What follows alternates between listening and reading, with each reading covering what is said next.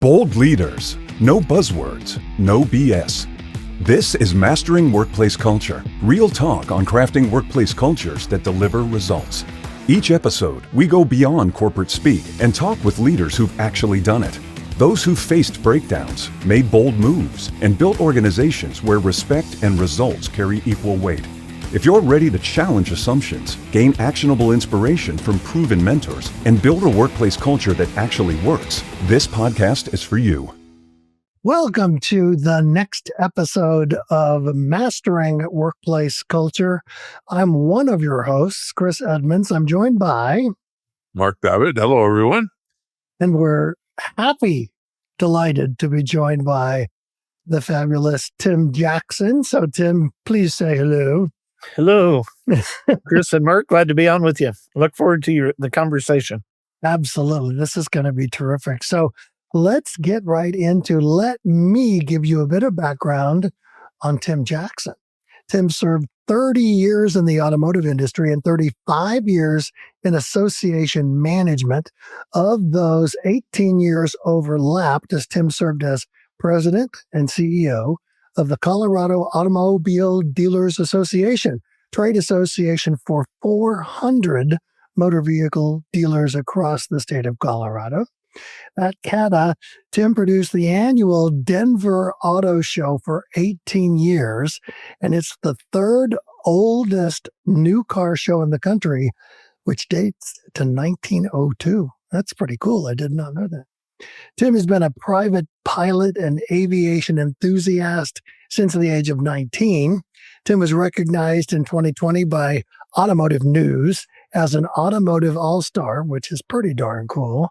In 2023, Tim became the 64th honoree inducted into the Colorado Automotive Hall of Fame.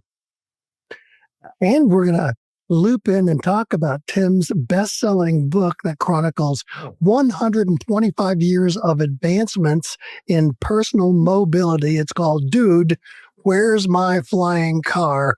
A fascinating look at the past, present, and incredible future of personal mobility. Over the past 20 months, Tim's delivered over 211 presentations, recorded 36 podcast appearances, so this is old hat for Tim, and appeared in 43 television and radio interviews.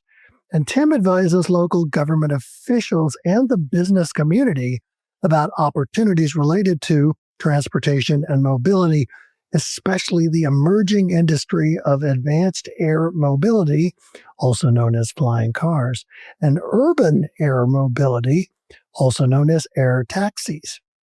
In his free time, Tim serves as automotive editor for the Denver Post and publishes a half-page new car review in every Saturday edition, which I never miss. Tim is an active member of the Denver Press Club, the Colorado Society of Association Executives, the Experimental Aircraft Association, which sounds fascinating, the Colorado Lincoln Club, the Rocky Mountain Automotive Press, the Vertical Flight Society, and more. Tim serves on the boards of the Denver Press Club and the Experimental Aircraft Association, Chapter 301, which I bet is here in Denver. Tim and his wife, Beverly, have resided in Denver, Colorado for the past 30 years. So, Tim, again, welcome to the podcast. Thanks for the opportunity to be on. Just listening to that, I've been pretty busy. So, but mobility is important to all of us. And when I started the project on the book, I didn't anticipate so much of it would be focused on the future. What I set out to do was really dispel a lot of myths and urban legends about personal mobility and kind of set the record straight with facts and data. And but in the process, I became fascinated by where the direction and the future of personal mobility, and the fully autonomous cars are on their way that will drive you. You won't have to drive them. And air taxis and personal aviation vehicles, PAVs. And there are over 200 companies working to, pun intended here, get off the ground with flying cars. Well, all I will say to that, Tim, is it's about friggin' time, because I was promised flying cars a long time ago. So Exactly. That's exciting. I have not read the book yet, but I'm going to fix that very, very there quickly. you go. Let's dive into company culture and how that lines up with the work that you've done across so many different sectors for so many years. You've run a number of businesses as the executive or director, from the Missouri Police Chiefs Association to the U.S. Junior Chamber of Commerce, to the National Federation of Independent Businesses, to the CADA, the Colorado Automobile Dealers Association. And in every one of those stops, you've had to focus first on the culture you wanted the organization to run within. So let's cut right to the chase. All those stops, all those years, what were the biggest challenges you faced when trying to create a positive, purposeful company culture? Honestly, as in the association world, which is what I operated in for 35 plus years, it's really the coordination of staff and elected leaders to ensure that it's I can equate like a tandem bicycle. If you're riding a tandem bicycle, both of you are pedaling, and so you're providing energy toward the direction of the bike, but only one is handling the brakes, the steering, the shifting, and all that. So it's really coordinating the and calibrating everything that the association is doing to ensure that the staff and the overall association is operating at its optimum levels and in the direction that the board of directors really want to go. Is there a massive difference, and I'm assuming there might be, that within the Missouri Police Chiefs Association, the Chamber of Commerce, the National Federation of Independent Businesses, TCADA, that the customers, the beneficiaries of the association, the customers might have different demands of the organization. So does the culture have to kind of be nimble enough to adapt to what could be normal requests, kind of systemic stuff that's already embedded? Might be easy, but it's the curveballs, maybe, here we are in baseball season, that maybe the culture has to be a little bit more nimble. Did you run into that with those 4 separate associations? Yes, and that's actually very, I guess, visionary on your part to even bring that up, because I think most people wouldn't necessarily think about that, or they wouldn't naturally have their head around that potential challenge. But yes, it's any association will have people that are, well, let's say members in the association who think maybe the association should be operating in this direction, others that think it should be focused over here, and maybe others in a completely different direction. And so then the staff and the leadership have to find a way to calibrate that so that keep everybody happy. We need a rising tide lifts all boats. So keep the tide rising, but make everybody happy. And where those different directions, the only time those different directions really become a challenge is if those individuals or those individual members that want to go and focus on different directions against the opposite priority.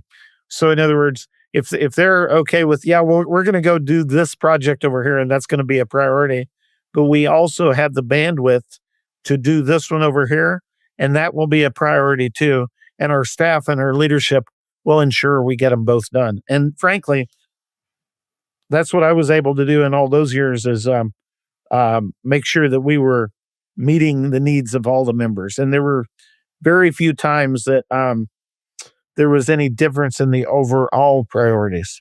So, Tim, we've already talked about the different industries, the different organizations, now the different expectations of the association members and the customers and how you dealt with some of the challenges. What over the years were your favorite success stories? What were you most proud of over the years where you just had to really pull a group of people together that maybe up until then had no intention of pulling together? Let me hark back on something going all the way back to the U.S. Junior Chamber of Commerce, the USJCs.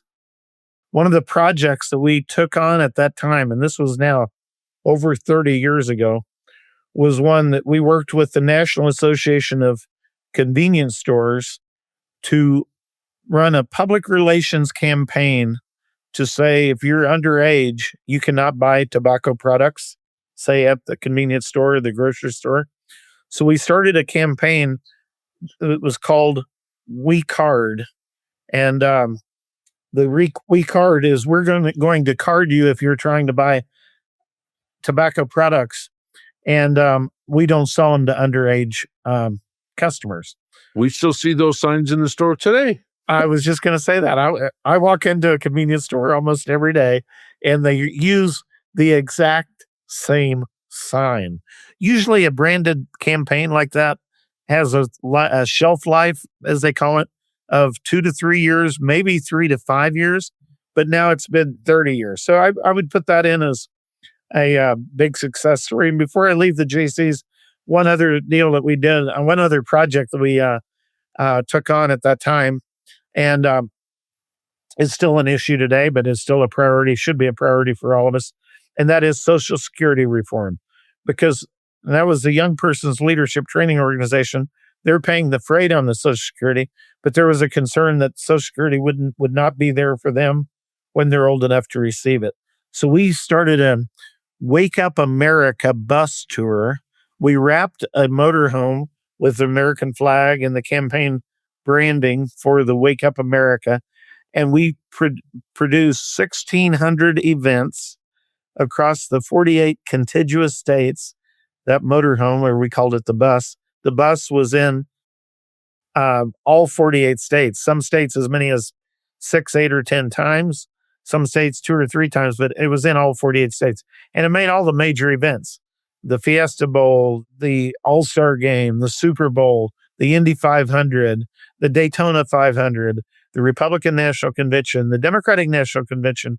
And that was at the same time as Ross Perot was running as an independent candidate on the Reform Party. So we made the Reform Party convention. We were in all 3 conventions.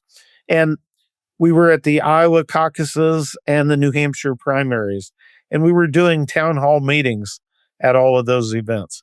It was really a very ambitious program. I'm very proud to have been a part of it and a visionary in putting it together.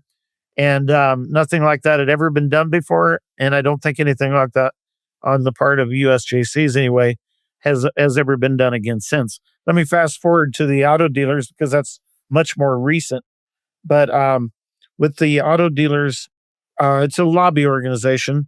So the goal is to pass legislation. We took 26 different provisions of law to the Capitol in the form of a bill. How a bill becomes a law.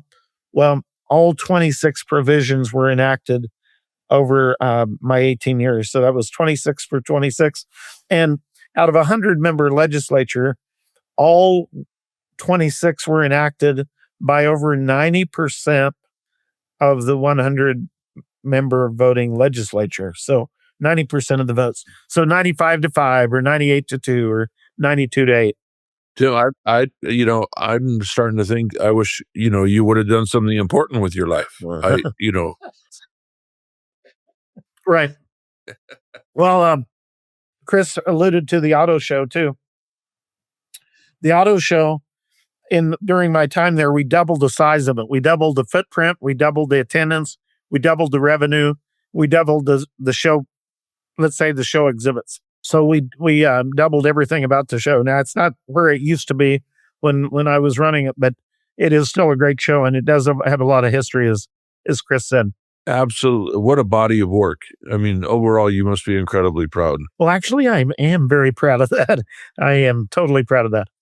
Tim, you have seen hundreds, maybe more, of auto dealerships over the course of your work at CATA and even over your career. So, what did the best dealerships do to sustain a healthy work environment? We call it a purposeful, positive, productive work culture. That's an excellent question, and it's such an important question, right? So, to maintain a workable and conducive workplace culture, I think in the auto dealer world it is systematic and requisite that that dealership/dealership group has a good customer culture as well.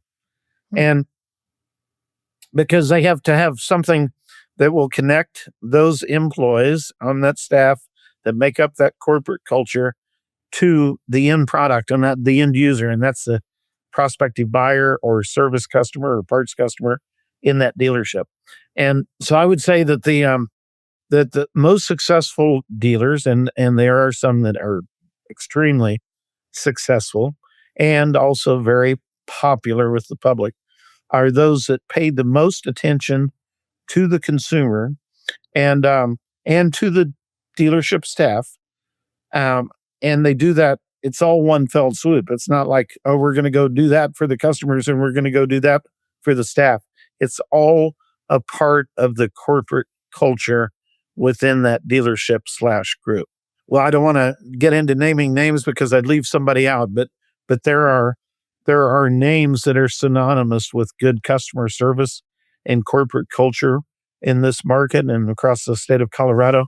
And those dealers have worked years and spent arguably millions, hundreds of millions, to be in that position where they can actually claim that, utilize it, and use it to their benefit.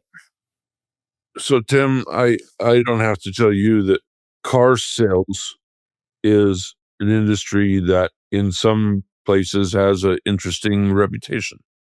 And, the much maligned used car salesman memes have propagated for decades already. So within that environment, dealerships had to focus on respect for the customer, respect for the process, respect for the product, in order to overcome some of those stereotypes. How did your association work to build that respectful work culture and change minds around how the car dealership industry worked? That's a really good question, Mark. And one thing that let's before we drill down on the salesperson, let's drill down on the product. The new car product has grown and improved exponentially. By the way, there is a chapter in the book on this too. It's on the new car quality.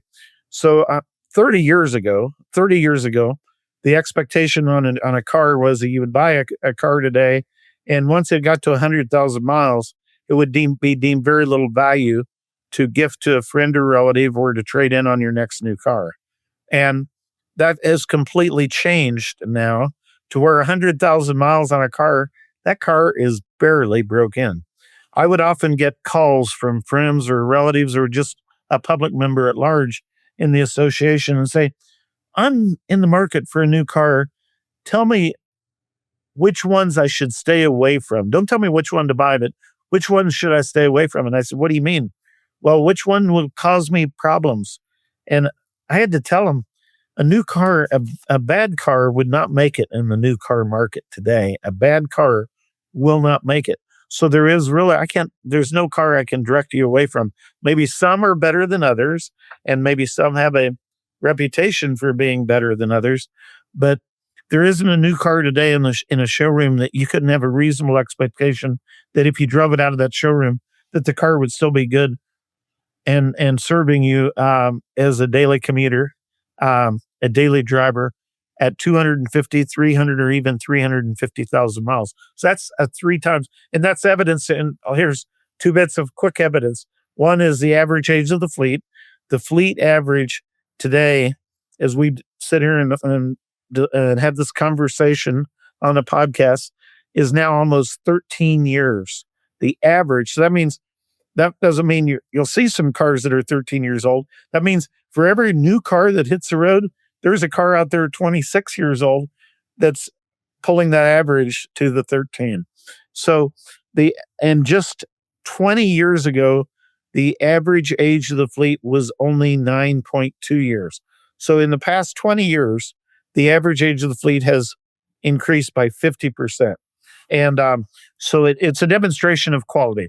Okay. Secondly, taking it off the car and onto the salesperson, the used car salesperson, as you cited. Really, a dealership today will not make it in the market if they're not treating their customers right. And so many of them, most of them, a vast majority of them, they're all raising the bar on each other. They're improving the customer experience because, frankly, they have to. And it's the bar has been raised. And to be in this business today, you have to be able to operate at this higher level. Now, to Mark's point on the some salespeople or the used car salesperson may have a bad reputation. Some of those are not operating in new car dealerships. Some of those are operating independently or as a used car dealer or as a broker or somewhere else in the industry. And that's unfortunate that they will shade or negate the positive image new car dealers spend millions to develop in that reputation. But it does happen.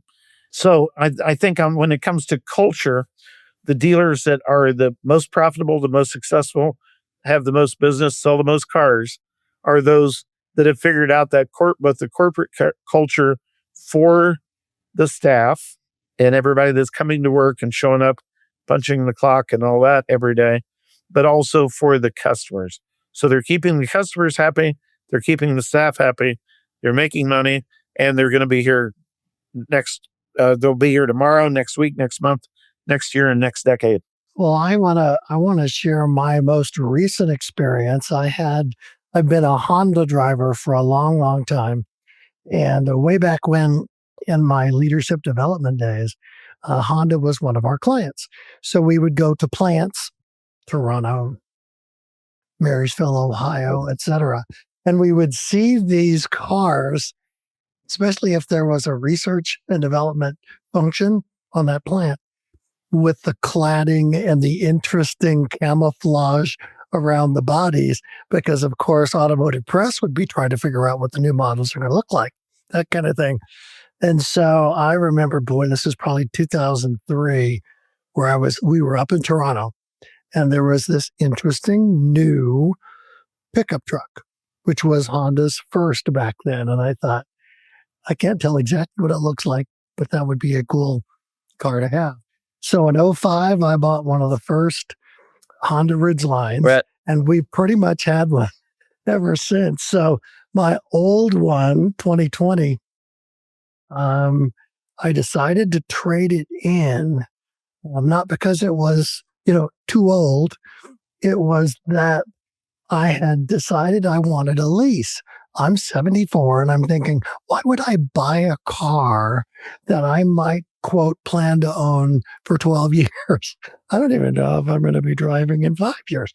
So I went to a dealer in Boulder, Colorado. Phenomenal experience because the salespeople somebody needed to do X. Someone needed to go check to see what the trade-in value was going to be for my old Ridgeline. And the teamwork and cooperation and communication of about 5 different salespeople in a 2-hour visit was amazing. Because I remember that wasn't quite the case 20 years ago when I was buying that first Ridgeline. So it really does reinforce what you're describing, Tim, is that it is a team. And the team has to work cooperatively. And when the end goal is a happy customer with a car that they're thrilled with, I'm still thrilled here 6 months later. But it is interesting to see. I hadn't bought a car in 10 years. And so to be able to go in and and have that customer experience made me, and of course, Mark and I are both observers of the culture of organizations we go into, even if we go into them for 2 minutes. So I thought, okay, that's a workplace culture that's got it figured out. And the salespeople are willing to work cooperatively. It's a little more time, a little more energy. So my hope is you're going to say that that's much, much more common today than it might have been 10 years ago. Oh, I think it definitely is. I think it is the rule versus the exception to the rule. Let me follow up with a chicken or egg question, Tim. Sure. I'm a man of a certain age, and I can remember going to the San Francisco car show late 1970s. And it was mostly American manufacturers, and to say they were struggling in that moment in time would be an understatement. The flagship of the Ford Motor Company back then was a newly designed or refined Ford Mustang that was getting terrible reviews. And their family car was the Mercury Monarch, and that was their big deal. And that car was terrible. It was terrible. And the guys at the show, it was like they knew it was terrible. Now, flash forward to 3 years ago, happened to be in Chicago, in the hotel attached to the big convention center, and at the Chicago Auto Dealers Association, their big international car show. And there were two companies there who were setting the floor on fire, Hyundai and Kia.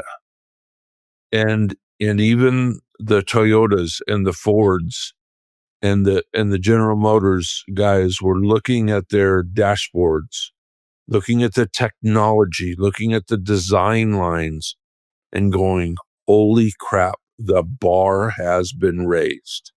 So I bring all this up to say, from your experience, here comes the chicken or egg thing.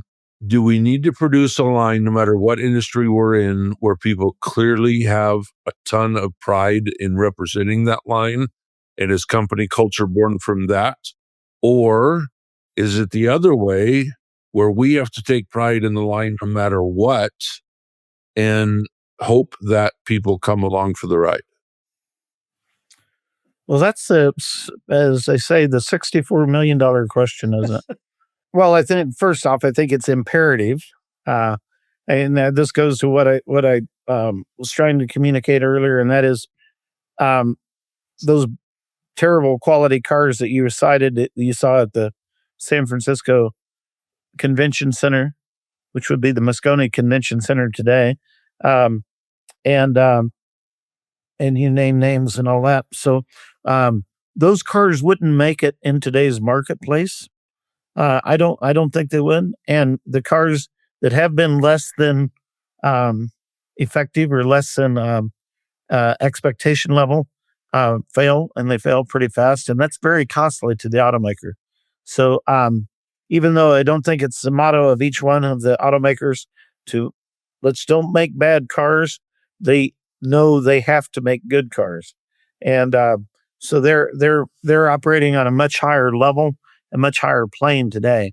The competition is fierce, and the brands you cited are not no surprise at all. Hyundai and Kia have come on extremely strong over the past few years, and they're in the same family. They're all in the Hyundai family today. They used to be direct competitors, but Hyundai bought right. Kia. They're doing very well in the U.S. market and the worldwide market, very, very well. And Toyota is had a head start on them, and is some would say light years ahead of them, but they're a ways ahead of them.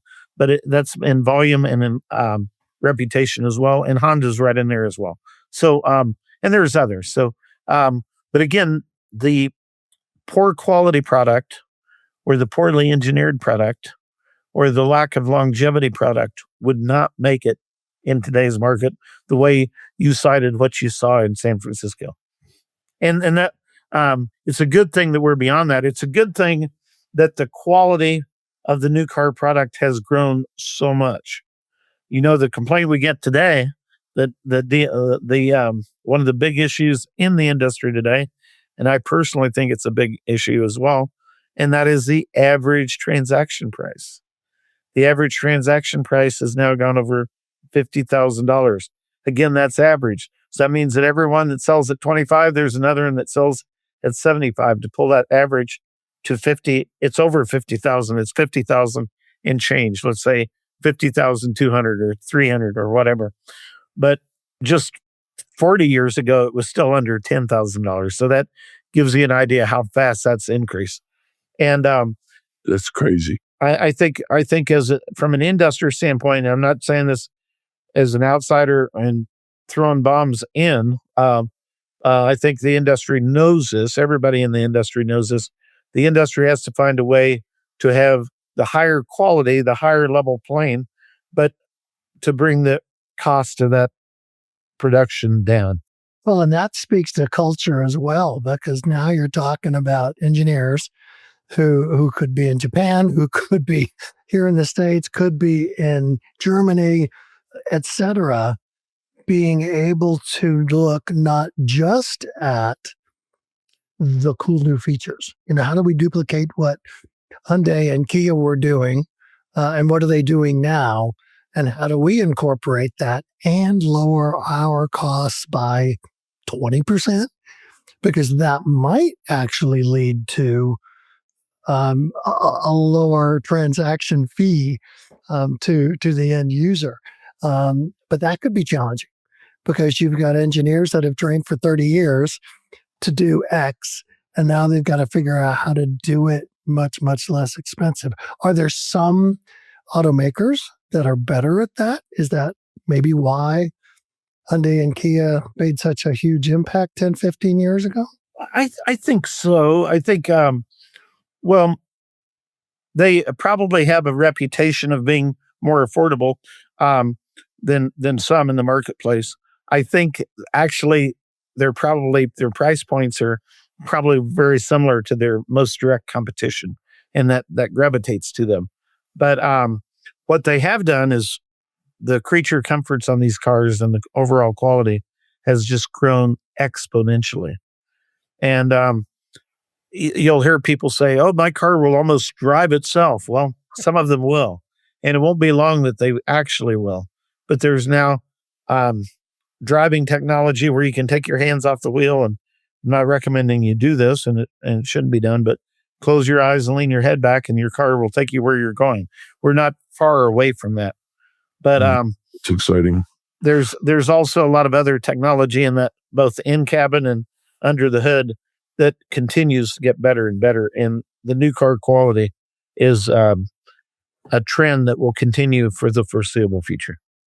Well, I'll tell you what, strictly as a consumer, I know our expectations have changed. We rented a brand new minivan for a baseball trip last month started in North Carolina, South Carolina, Georgia, Alabama to watch baseball, our college son's baseball team. And he got, as an 18-year-old, now 19-year-old, he got in the back seat and went, "What?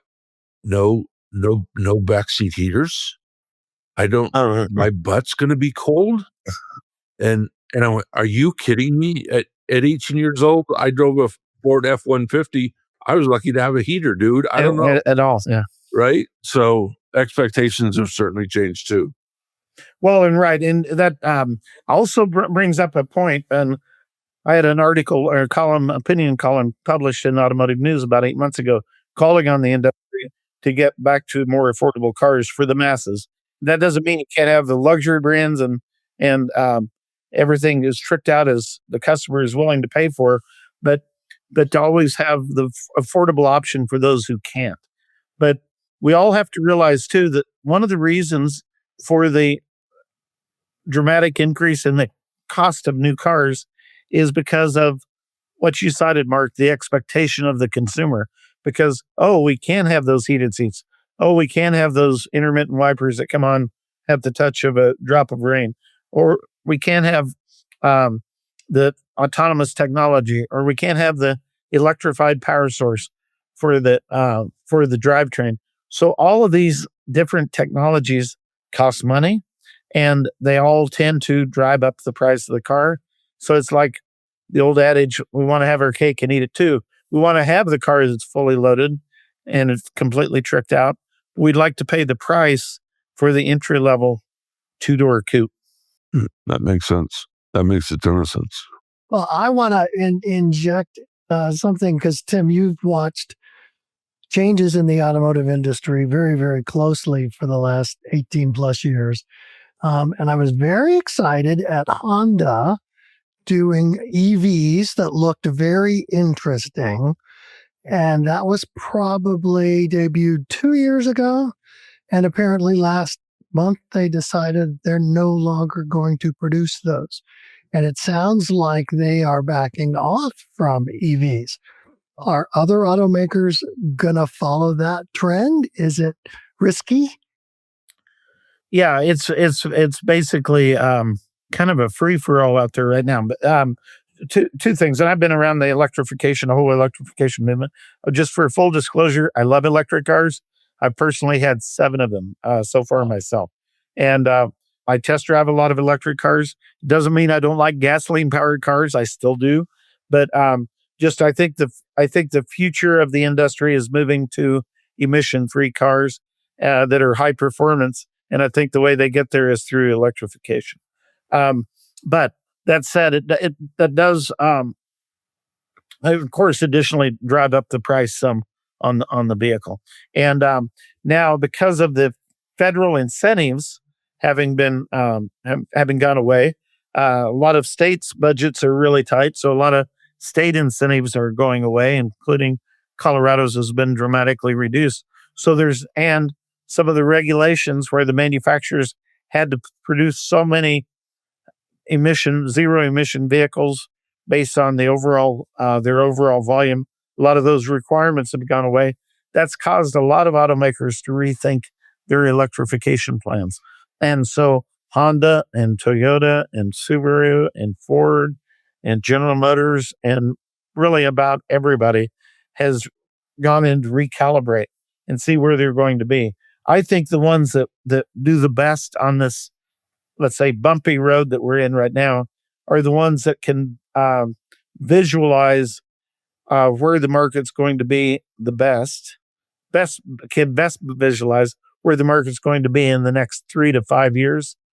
And I think as they build product out, most of that, if not all of that, will be electrified. Interesting. Let me bring the conversation back to culture, gentlemen, even though the talk about the auto industry is fascinating. Tim, you saw firsthand the auto industry and auto dealerships leading the way in a certain segment, and it was during COVID. And COVID hit us. Nobody knew what to do about it. Nobody knew how to treat their employees. Nobody knew what employees now expected. Nobody, certainly when it came to a major purchase, the world just kind of stopped.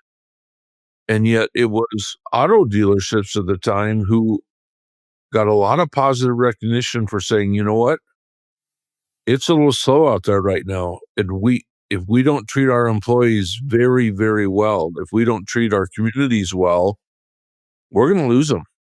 And our future is going to be bleak because we couldn't maintain continuity.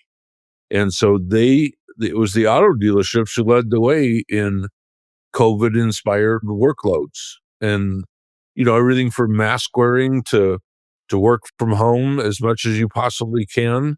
Tell us for a moment, because you saw all that firsthand, what was it like to look at this industry that relied on foot traffic for the most part, and now all of a sudden there wasn't any foot traffic? How did cultures have to evolve to handle that? Yeah, it was a huge, huge challenge for sure. I hope we never have to live through that again. Of course, we may live through it again. It may be sooner than we think, but yeah, we lived through some things on COVID that none of us had ever experienced. And even though there had been pandemics before, maybe we should have known how those affected the business community and better responded to COVID. But those were of a different generation. And so we didn't have that direct experience. but yes, it changed everything and complicated things because the government came out with, let's say, lists of different types of vocations or occupations or functions, and said if you're doing this, then it's non-essential. So you have to work. You can't work from home. Yeah, I'm sorry. You can't. You have to work from home or not at Right. all, and you can't come into the office to work because it's non-essential. On the flip side, if it was an essential business or an essential office was within a business, then you could come to work. In fact, you needed to probably, but it's set apart in American society, if you will, and not that it didn't get played out in other countries around the world, but it created two type classes, if you will. The class that was high enough on the totem pole ladder of regulatory oversight that they didn't have to be there, and that the other ones did. And so, just from an advocacy standpoint, we wanted to get back to where um, the workers could be in the dealership, and the customers could come into the dealership, and then, but obviously, we want to treat the customer the way they want to be treated, and if they want to be able to buy a car from home, we want to be able to provide that technology and that provide that service and make that happen. But um, but yeah, it was hugely complicated to to educate all the employers, all the dealers in this case, and to be able to answer their questions. Because if you remember, those regs were changing almost on a daily basis. So Oh what yeah. could have been going on yesterday may not be going on there tomorrow. And so that was the association's job to keep the dealership completely apprised of the latest and greatest. Well, and it wasn't like you could rely on been there, done that mentors or predecessors, because that was literally unprecedented. Exactly. Yeah, we broke new ground on that, as they say. We we had to bore new ground. Well, and as I remember it, and Tim, you were telling us about this recently, that the sales crew was deemed non-essential in auto dealerships. And if you're trying to respond to customer needs, be they calling on the phone, doing Zoom calls, right? Coming in, some Mhm. did. That's huge set of handcuffs for the businesses, for those dealers. And you had to, and maybe with some of your peers at other auto dealer associations across the country, had to help DC Mhm. maybe see the fallacy of that decision. Not just DC, but Denver and 49 other state capitals were all Gotcha. dealing with that, you know? So yeah, it was a huge education process. But of course, that's what we were there for. And that was our job number one. We rose to the occasion, you know? One of the things I did when in the early days of COVID, brought all the staff together and said, basically, we're in unprecedented times. We're going to be making decisions on things we don't even know about today, but we'll find out about tomorrow. But just remember that we're here for the dealers and we're here for their consumers. And if there was ever a time that they need us, this is that time. So stay along for the ride, be a part of it, be productive, and stay on the team if you can. But that's where we are because that's where we have to be, and that is our purpose in life, if you will. Well, and that alone required huge flexibility on the part of those team members. I did. Well, and not to That's mention, I was just going to say, Chris, imagine trying to pull that off without the strength of culture you that already existed. Right. Imagine 400 dealerships completely fragmented, all It'd be each almost doing their own impossible, wouldn't thing. it? Yeah, can't even imagine pulling that off. that's wild. Well, Tim, thank you so much for your insights. And our conversation went all over the place, which is pretty cool because Mark and I are consumers as well. But we have to have you fill us in a bit on the impact of the Dude, Where's My Flying Car book. Um, how are people responding to it?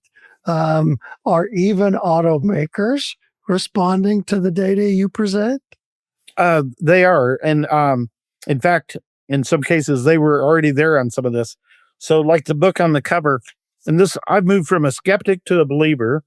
I was probably, when I started this project, I was a skeptic, but I'm a believer that flying cars are coming.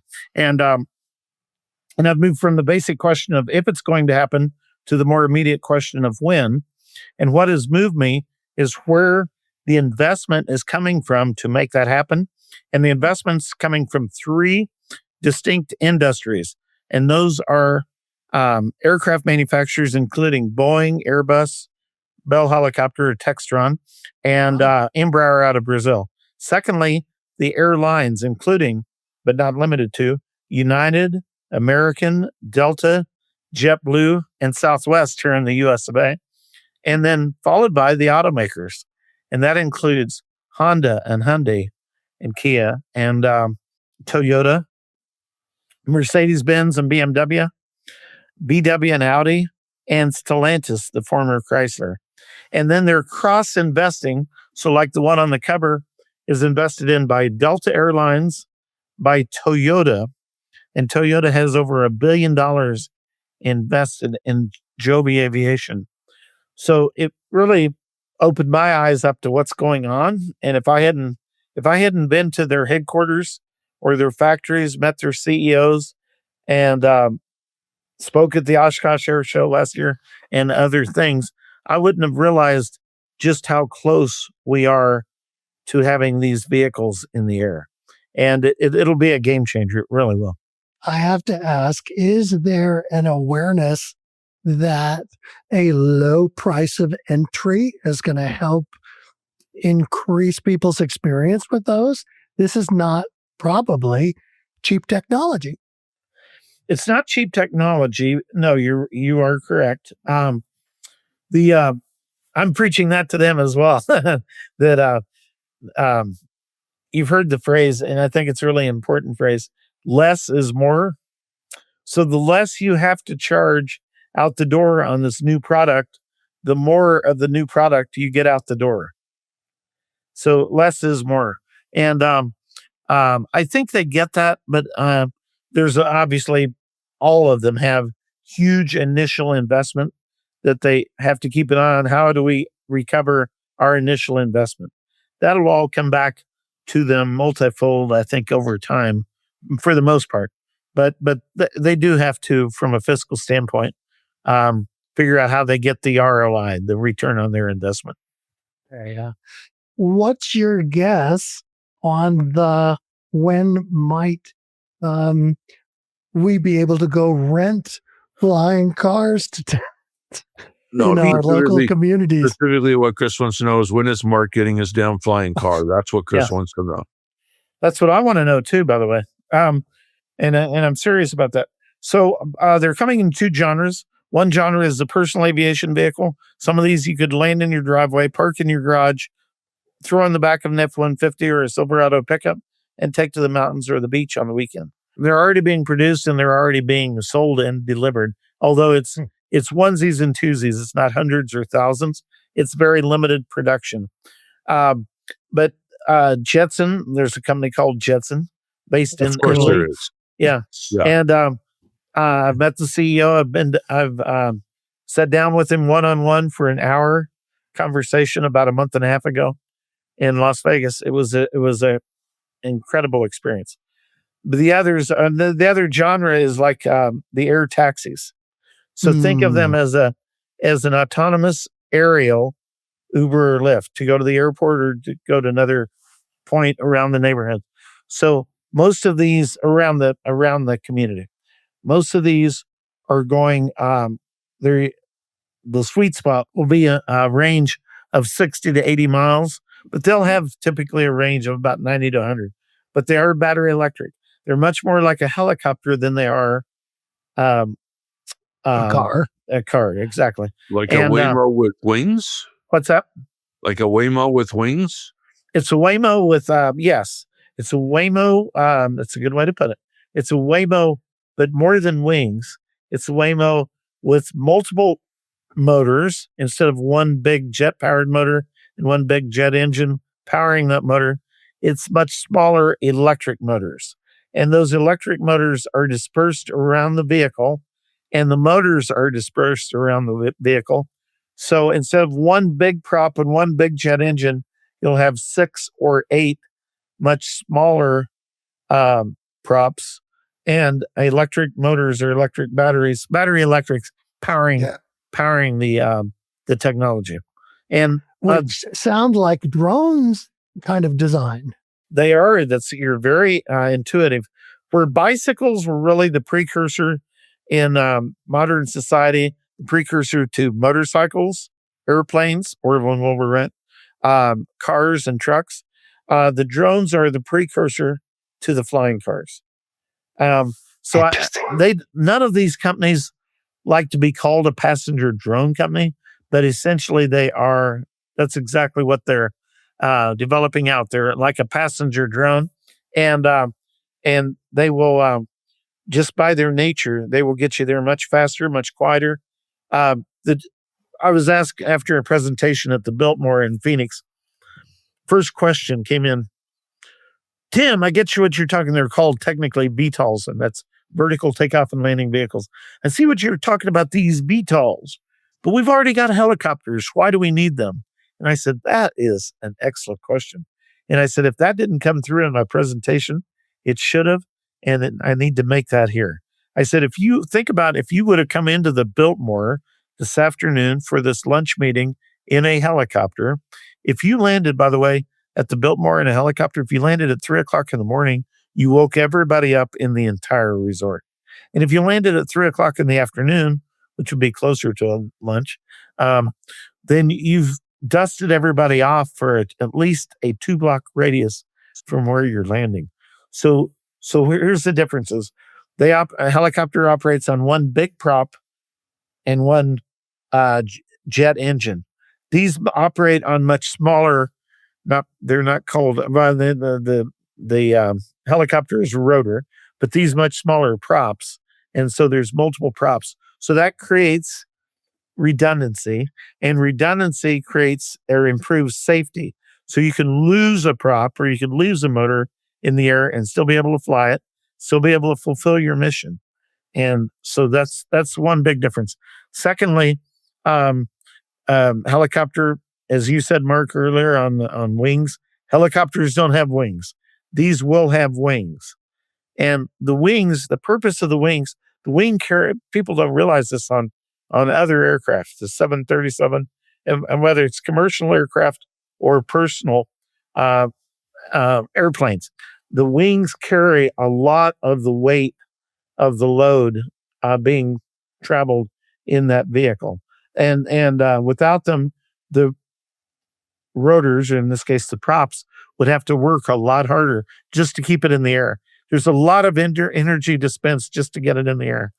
And oh, by the way, those props on these VTOLs transition. So when you're taking off, the props are horizontal, and you take off vertical because they are horizontal. But after you get in the air, and the best way is to look at a picture and show you, but when you get in the air, these props transition to where it's flying through the air like an airplane. It's ingenious. Yeah. And there is some history to it. You may be thinking this, well, isn't there something in the military that does that? Osprey. Osprey. The big difference between the Osprey and these, there's a lot of differences, but the fundamental difference is it was built to carry loads, and these are built really just to carry a small number of people. So these won't transport near the load that the Osprey transported. Well, I hope one of the big differences, Tim, is because I have a nephew, Deb and I, my wife and I have a nephew who's an Osprey pilot in the Army. So I hope one of the differences between an Osprey and a VTOL is the VTOL will actually stay in the air longer than the Osprey has. So they've had some trouble. Yeah. Well, the Osprey's been completely redesigned, and I'm not an expert on the Osprey, but I understand the redesign, the latest version, the latest iteration, if you will, is a lot better than what they used to be. And I hope that's right. That's what the Army is telling their new pilots for sure. Yeah. And, but so because of the redundancy, because of the electrification, these will operate a lot quieter. So a helicopter is very noisy. And that goes to the landing at 3:00 in the afternoon. You dusted everybody off with a helicopter for a 3-block radius, and you shut up their conversations, at least until that big rotor has a chance to slow down and eventually stop. But because these props are so much smaller, they disperse that lift to multiple props. And so the CEO claim on that is they're about 5% the noise level of a helicopter. I hope to God they're right on that. I don't think they'll be quite that quiet, but I'd guess something closer to 12 to 15%, which is still monumentally quieter. Much quieter. Much, much, much quieter. Hope that's helpful. So Chris, I'm glad that we started the flying car podcast because this is fascinating. It is. I think it's talk about a culture I'm glad you had change. me on to talk about it. That's exactly right. Well, you knew we were going to give you a chance to speak to the book and people's reaction to it, even manufacturers' reaction to it. So that's very exciting, Tim. Yeah, it's exciting stuff. And so again, I've met the CEOs. I've been to their headquarters. I've been to their factories. I've done these 220 presentations. What I find is, and I think you guys will agree with me on this, that the general public, we talk about a VTOL, that's the technical name for these machines, a vertical takeoff and landing vehicle. 95% of the public, and I'm going to go out on a limb and say probably more like 98 to 99% of the public have never heard of a VTOL. VTOL, what's that? What are you talking about?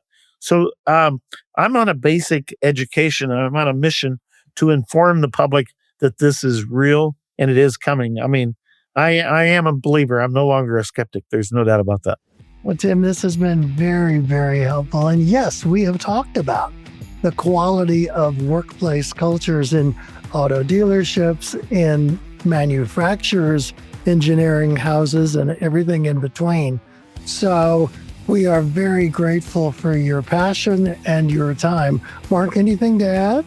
No, sir. Just I appreciate your expertise. I appreciate your passion for workplace culture, and this has by far been one of our most diverse conversations. It's been fun for me. Good.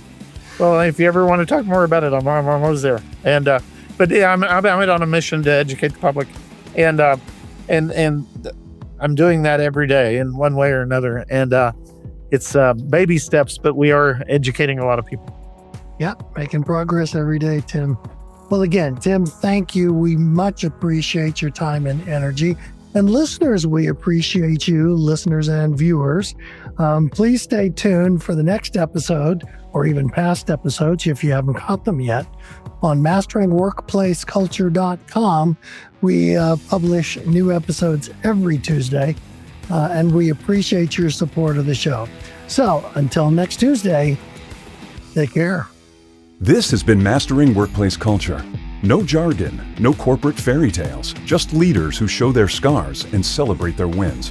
Do something with what you heard today. Subscribe, share, take action. Creating a culture that equally values respect and results is your responsibility. Go own it. When you're ready to make that happen, we're here to help. We'll catch you in the next episode of Mastering Workplace Culture.